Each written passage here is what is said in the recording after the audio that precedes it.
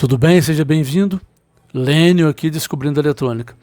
3 coisas que você precisa desenvolver na sua cabeça e na sua atitude para você ser um bom e mais excelente técnico eletrônico. Quer você trabalhe na bancada, quer você trabalhe em campo, consertando equipamentos médicos, consertando equipamentos de telecomunicações, instalando equipamentos, instalando sistemas voltados para equipamentos, não importa. São 3 dicas importantíssimas que você precisa desenvolver para você se tornar um profissional melhor. Ou mesmo para você que está fazendo um curso técnico ainda e ainda não é um técnico formado e está almejando essa carreira. Esse vídeo foi feito para você.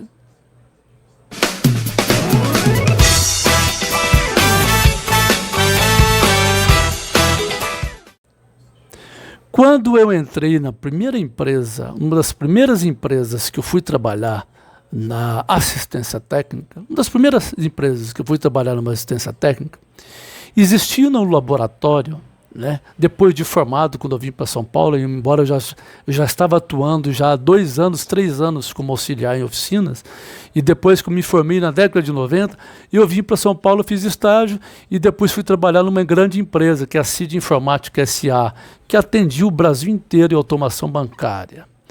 Eu fui para o laboratório de assistência técnica no Ipiranga, lá na rua Leais Paulistanos, eu lembro o nome, que fica no Ipiranga.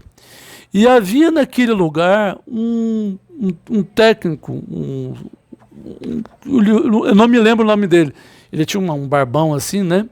E eu me lembro de uma coisa que ele fazia muito interessante, e aquilo marcou na minha cabeça. Eu lembrei disso, e tem a ver com o que eu tô falando, que eu vou passar para você. Quando eu chegava na hora do almoço que vinha da rua, às vezes eu vinha da rua, nós andávamos naquela época com um boleto assim, para você preencher, para você pegar táxi. Você andava de táxi em São Paulo inteiro, pela CID Informática S.A. E quando eu chegava, às vezes, um determinado dia, quando eu cheguei, aquele técnico barbudo, um senhor já, né, antigo, era um técnico antigo da CID, né?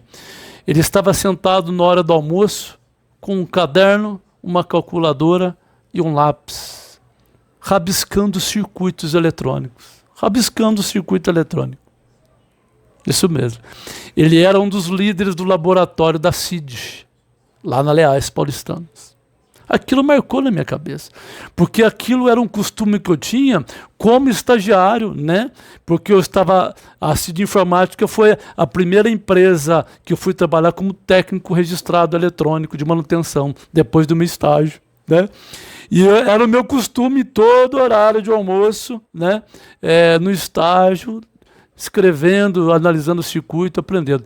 E aquele homem, aquele técnico antigo, há anos trabalhando já na eletrônica, na década de 90, líder no laboratório técnico de assistência técnica da CID Informática, lá na Leais Paulistanos, ele fazia os seus circuitos durante o almoço, com a sua calculadora e mentalizando, e analisando, e treinando e meditando. Portanto, a primeira coisa que você precisa entender, se você trabalha com análise de circuitos, você trabalha na bancada, ou você trabalha até a nível de desenvolvimento, no departamento de engenharia de aplicações, ou no departamento de engenharia de desenvolvimento mesmo, né? Você precisa ter o hábito, você precisa ter tempo para você montar os seus circuitos, para você fazer experimentos, né? Não seja necessário, talvez, fazer circuitos complexos, a não ser que você vá fazer algum trabalho, alguma coisa assim.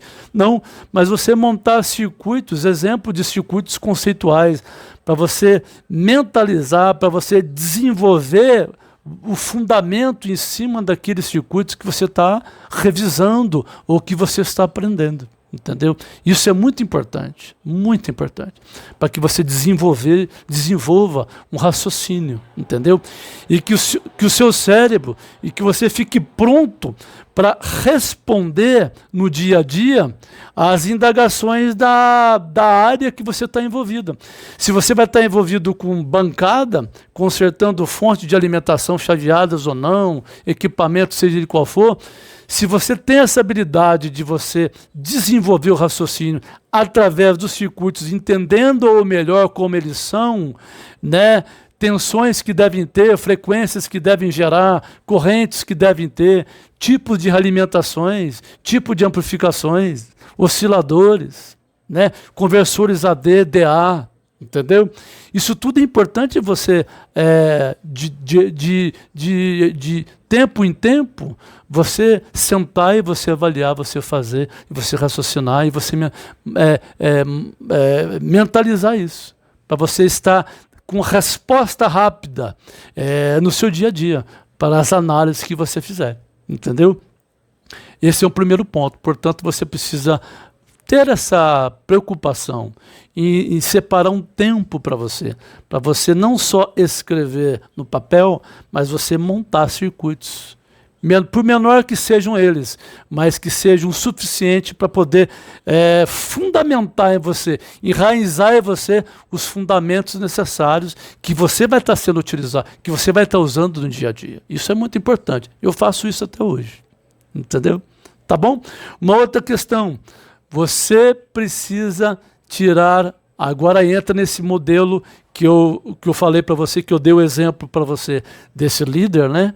E que eu acabei misturando duas coisas aqui, mas o primeiro exemplo é esse que eu quis te falar, na verdade, que você deve escrever no papel, né? E você estudar circuitos teoricamente para você desenvolver o seu conhecimento. O segundo é este, que eu acabei de falar também para você, que você deve montar esses circuitos conceituais, para você desenvolver esse conhecimento e você poder sempre ter uma resposta rápida, para você dar uma resposta rápida para um circuito que você está fazendo intervenção, entendeu?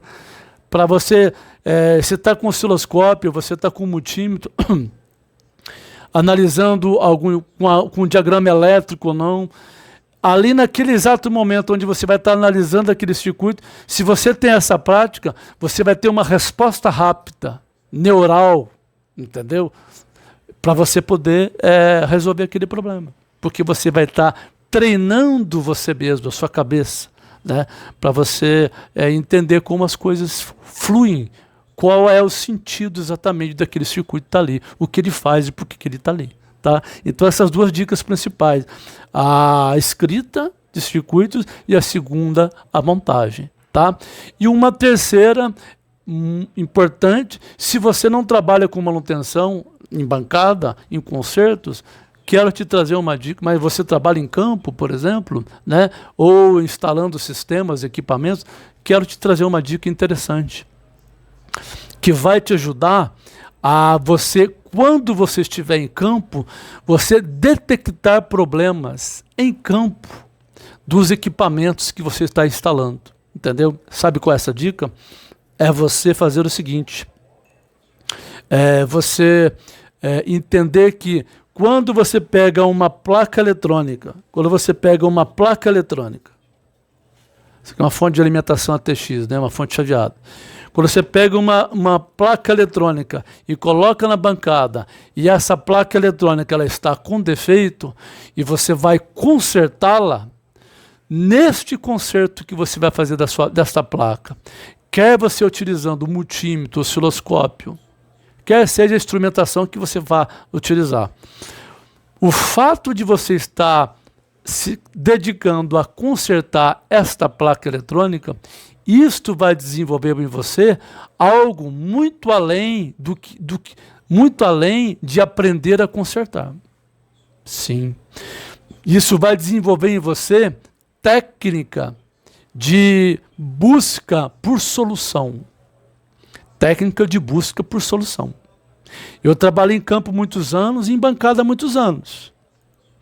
Houve vezes, que eu poderia até dizer aqui vários exemplos, houve vezes que eu resolvi problema em campo de equipamento sem precisar trocar a placa, mas consertando a placa no próprio local. Entendeu? Isso aconteceu. Não foi nenhuma, nem duas, nem três vezes. Foram várias vezes. E mesmo trabalhando em áreas diferentes, em empresas diferentes, com equipamentos novos, eu conseguia, e até hoje eu faço isso, consigo desenvolver essa habilidade em você resolver em campo, às vezes, com até uma boa flexibilidade, né? Problemas em campo sem ter que trocar a placa ou o equipamento, entendeu? Isso, quando você desenvolve esse raciocínio na bancada, isso permite que você consiga desenvolver uma capacidade de encontrar o caminho da resolução do problema. Isso é muito importante, é muito importante. E as empresas carecem muito de pessoas, de profissionais que têm esta qualificação, que conseguem desenvolver essa qualificação. Entendeu? Isso é muito importante, tá? Então, essas 3 dicas são muito importantes, tá? E certamente vai te ajudar a se desenvolver mais tecnicamente. Tá? E no momento em que você for consertar alguma placa e você se deparar nessa questão de consertar alguma placa eletrônica, você vai perceber ali as suas dificuldades. Esta é a grande sacada de você consertar placas. Esta é a grande sacada. No momento em que você coloca uma placa eletrônica na bancada para você consertar, você vai descobrir as suas dificuldades reais com relação aos circuitos eletrônicos. Entendeu? Porque o defeito ele se apresenta de diversas formas. E como os defeitos eles se apresentam de diversas formas, você vai conseguir desenvolver meios, técnicas, de como você identificar o problema. E isso, à medida que você desenvolve esse raciocínio de como você descobrir os defeitos eletrônicos, certamente isso, quando você desenvolve métodos para se resolver problemas dos circuitos eletrônicos, certamente o seu raciocínio lógico e o seu entendimento na eletrônica ele vai se abrir muito mais. Né? Do mesmo jeito, quando alguém vai projetar alguma coisa, é a mesma coisa. Alguém vai projetar algum circuito, a mente dele ele vai se desenvolver muito mais, porque ele vai ter que usar dos conhecimentos que ele tem, né, e dos conhecimentos que ele não tem para desenvolver. Juntando os conhecimentos que você tem e os conhecimentos que você não tem, você desenvolve outros conhecimentos. E a partir daí, a sua evolução vai aumentando cada vez mais. Então, um conserto de uma placa eletrônica chama a atenção do técnico para as dificuldades que ele tem. E isso não deve ser encarado com um mau sinal. Não. Você não descobrindo o defeito de uma placa rapidamente, ou você não descobrindo o defeito de uma placa, você não deve se sentir ruim com isso. Não. Você deve você deve perceber que realmente a oportunidade para o desenvolvimento do conhecimento está na exata medida que você precisa. Entendeu? Por isso que o primeiro exemplo que eu te dei, escrever, estudar teoricamente. Segundo exemplo, montar circuitos.